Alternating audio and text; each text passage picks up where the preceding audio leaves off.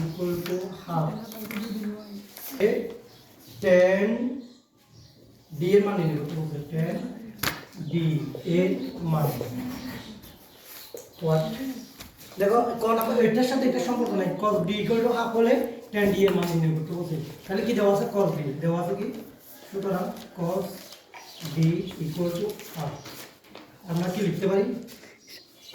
সমান থাকবে দিকে ভাগ cos d ইকুয়াল টু তাহলে cos কত ডিগ্রি মান হাফ cos 16 ডিগ্রি মান হাফ বুঝাচ্ছেন হাফ এর জায়গায় আমরা লিখতে পারি cos 16 ডিগ্রি বুঝাচ্ছেন উভয় পক্ষ থেকে cos cos বাদ দিলে আমরা লিখতে পারি ভাগ সুতরাং d ইকুয়াল টু 16 ডিগ্রি মানে d মান কত 60 ডিগ্রি আমার কি দেওয়া আছে আমাদেরকে প্রমাণ করতে হবে tan d মান সুতরাং tan d সমান d এর মান কত 60 ডিগ্রি 60 ডিগ্রি tan 60 ডিগ্রির মান কত √3 সুতরাং নির্ণয়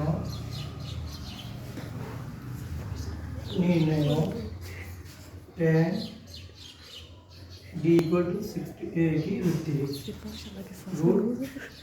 এটা হচ্ছে आंसर এটা কোন নম্বরের आंसर এটা কি প্রমাণ করতে হবে কোন নম্বরে √2 দেখো ফুল √2 আর p এটা প্রমাণ করতে হবে সমান r এর মান কত tan এ কি আছে tan এ তাহলে চুপ থাক এটা হচ্ছে r এর মান তারপর কি উপরে স্কয়ার সেজন্য স্কয়ার দিলাম মাইনাস p এর মান কত tan এ মাইনাস sin এ উপরে স্কয়ার আছে সেজন্য মাইনাস tan এ মাইনাস sin এ স্কয়ার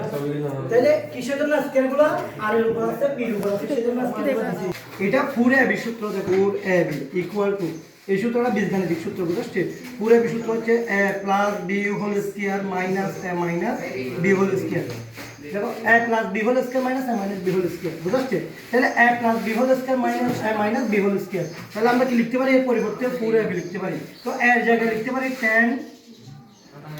b এর জায়গায় লিখতে পারি sin ইনটু sin তাহলে tan a into sin a এটা কিসের জায়গায় a b এর জায়গায় দেখো এটাকে a ধরলাম এটাকে b ধরলাম a + b whole square minus a minus b whole square এটা হচ্ছে বীজগাণিতিক সূত্র বুঝছো মুছে দিলাম তাহলে আমরা এবার আসো 4 tan a √2 tan a plus sin a দেখো tan a plus sin a এর মান কত r তারপর tan a minus sin a এর মান কত p তাহলে √2 a 4 √1 r p এটাই প্রমাণ করতে দেওয়া হচ্ছে রাইট সাইড এটা কি right side left hand side equal to right side left side equal to right side